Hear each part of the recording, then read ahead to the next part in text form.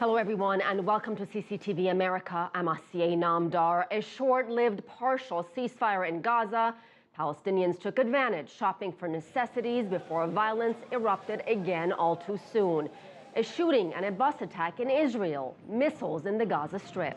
We have live, comprehensive team coverage from the region. Noor Harazin is in Gaza and Roy Ruttenberg is in Tel Aviv. Roy, let me begin with you. Israel announced its own unilateral ceasefire. It did not last long, and it did not send a delegation to talks with Palestinians in Egypt. Why not? Indeed, and this could be indicative of Prime Minister Benjamin Netanyahu's approach here to proceed unilaterally with or without the Palestinian factions. We've seen from Israel a number of agreements to ceasefires or unilateral ceasefires, extensions of ceasefires, and that's because Netanyahu is facing pressure to go this alone.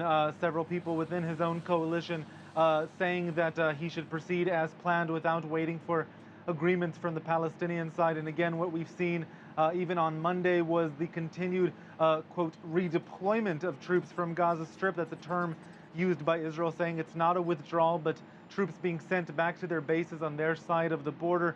This, as Israel announced that it has successfully destroyed or decommissioned in its own words, several of those tunnels penetrating from Gaza into Israel. More than 30 tunnels, Israel says it's completely destroyed there. Netanyahu appears to be trying to move strategically to place himself politically as a victor in this conflict, even as we're hearing sources within Gaza, Hamas officials saying that they have emerged stronger than before.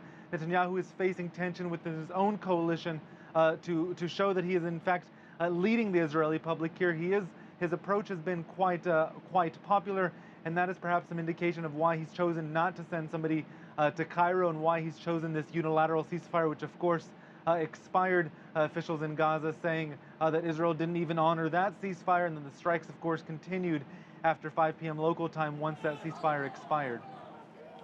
Roy, Israel says there were 2 separate suspected terror attacks in Jerusalem. What can you tell us about those?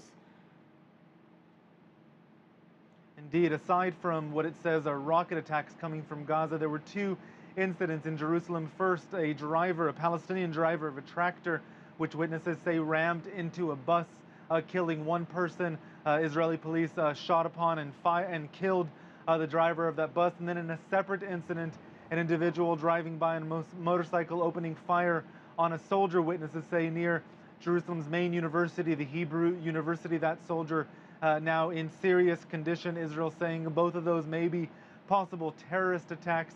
And also Tel Aviv tonight, a terror alert issued on Monday night as there was an increased police presence, not just because of the incidents in Jerusalem and in Gaza, but also because this is a Jewish holiday. Israel now saying more than 80 rockets were fired from Gaza on Monday and saying it's better to be safe than sorry. Thank you very much. Roy Ruttenberg live in Tel Aviv.